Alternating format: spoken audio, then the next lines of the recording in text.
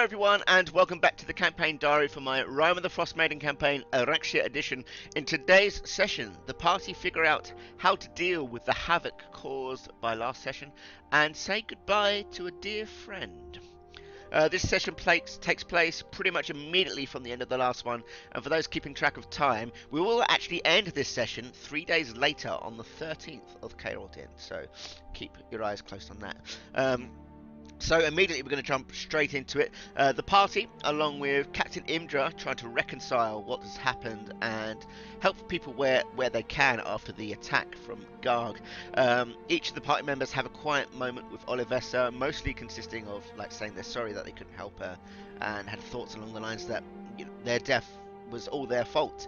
And especially Stronus. Stronus takes it especially hard, and for good reason if you think about his background and how he did say this would come back to bite them in the butt and they didn't listen to him, and he takes it especially hard.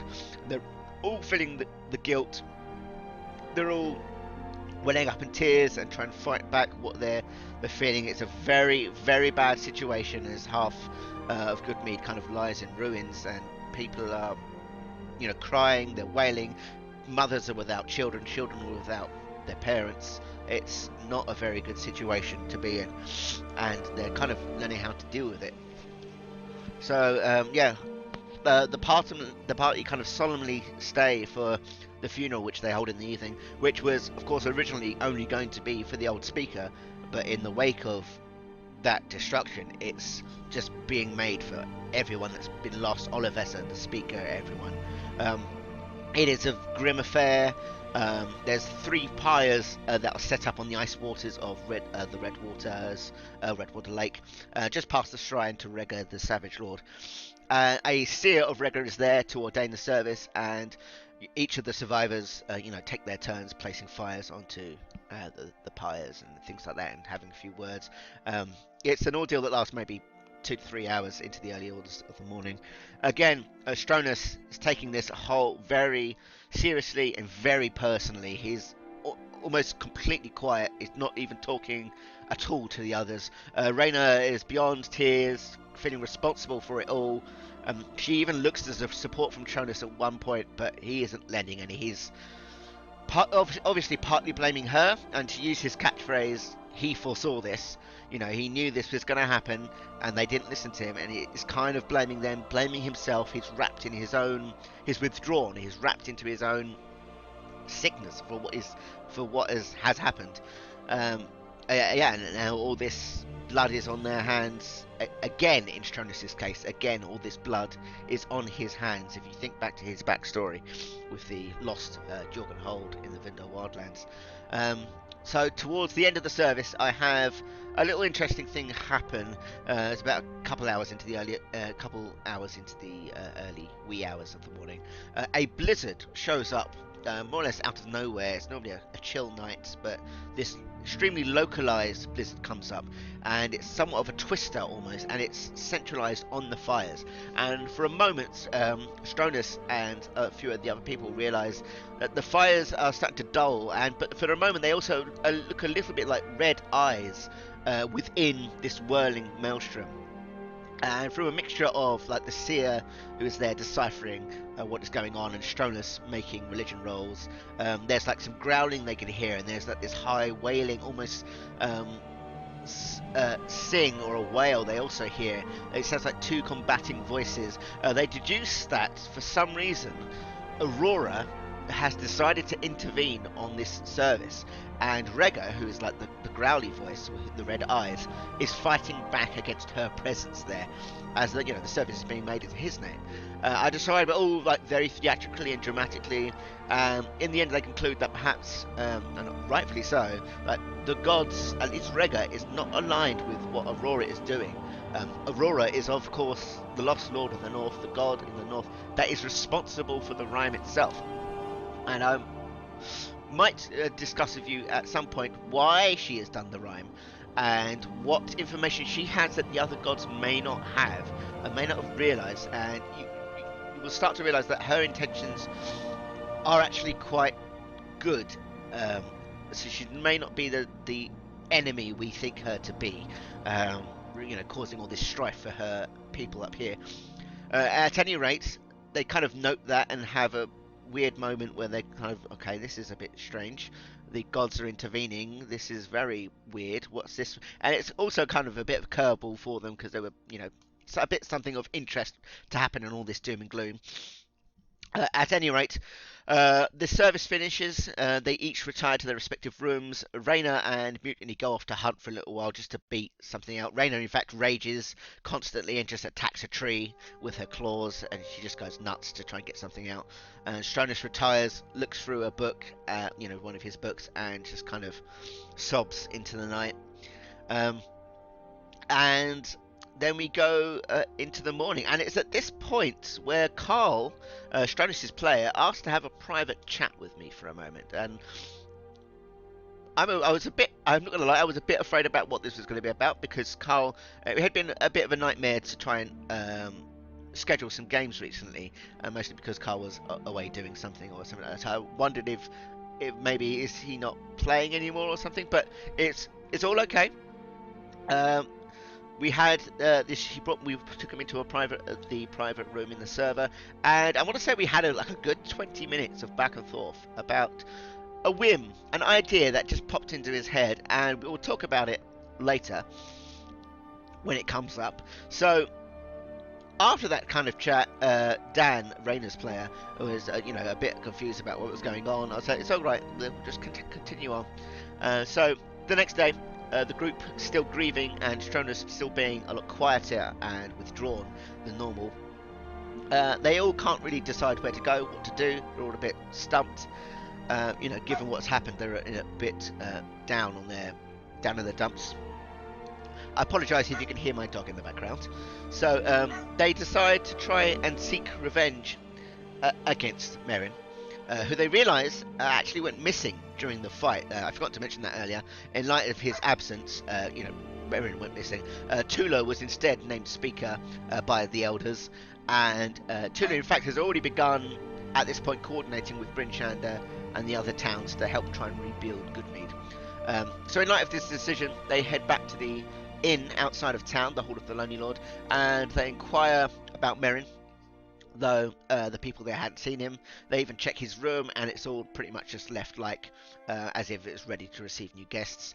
They then discuss what to do next, and they all suddenly just remember about the Cauldron of Plenty that they had in East Haven, that they've left in the inn there, quite foolishly, but they kind of chat amongst themselves for a while and decide it would be a good thing to donate to Goodmead to make sure they've got supplies and keep running. And just a reminder, the Cauldron of Plenty was the thing that you just pour water in, and 3 times a day you'd get enough stew to feed like 300 people, which is like more than enough for Goodmead. So they decide to head back to East Haven to retrieve that.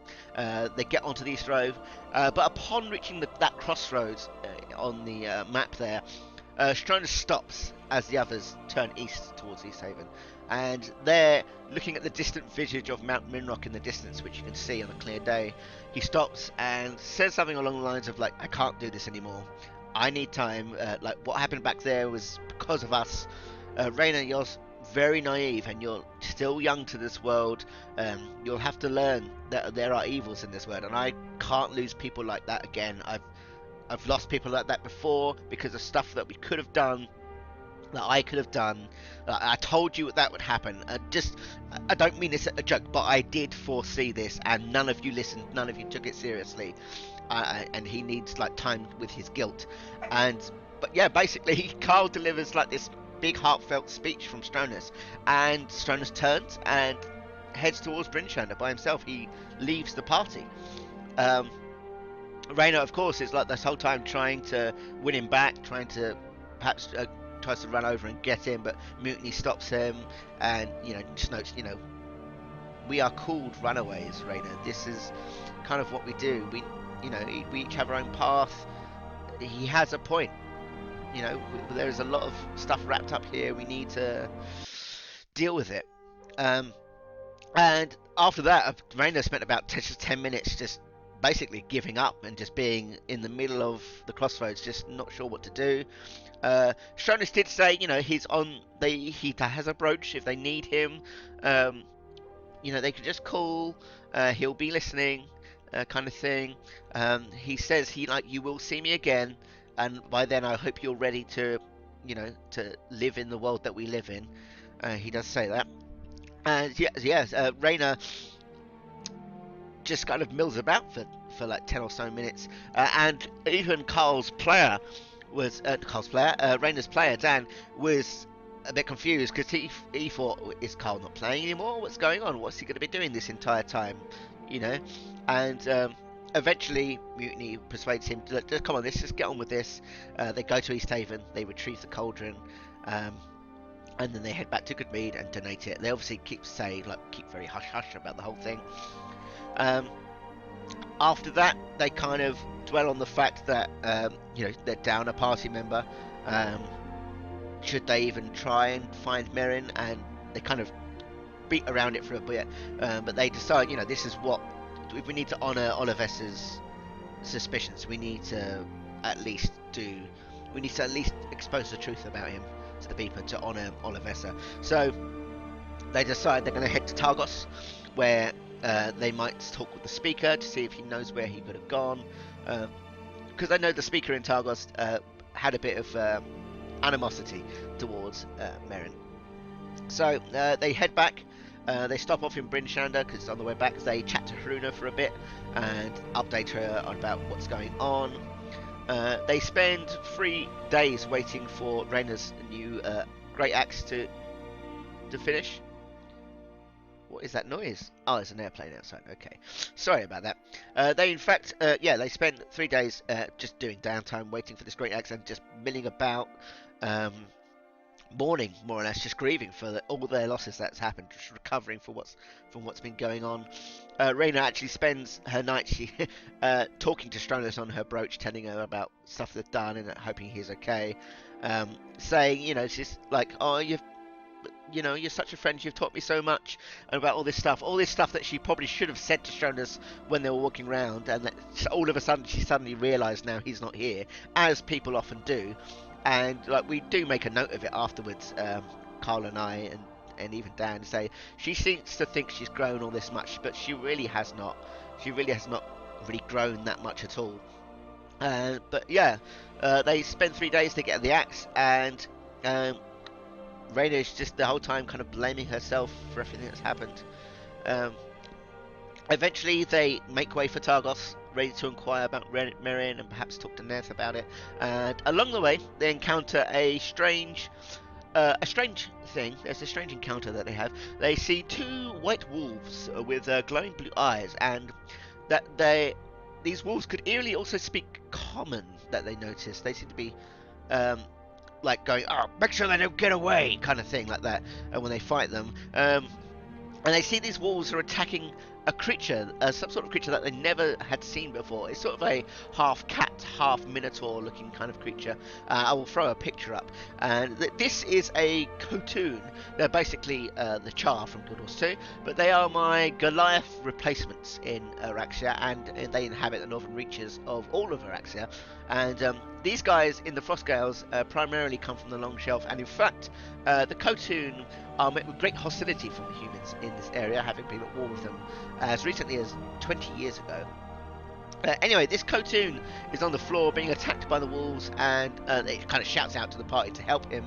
And this is when it's revealed that this Khotun is in fact Carl's new character for the foreseeable future. Yeah, that's right, Stronus is gone, but have no fear. During that 20-minute discussion with Carl, it was made clear that he will be back. It just seemed like the right move for Stronus to make. We had a little chat, about his motivations behind the idea, which came to him on a whim. He said to me later on, he said Carl likes to create emotional story moments. And in fact, out of all the players, I think he's more along the lines of a storyteller kind of player rather than a mechanical, let's play the game kind of player, if that kind of makes sense. And, that's really cool. I really liked the idea. I thought it's good. I thought we'd go with it.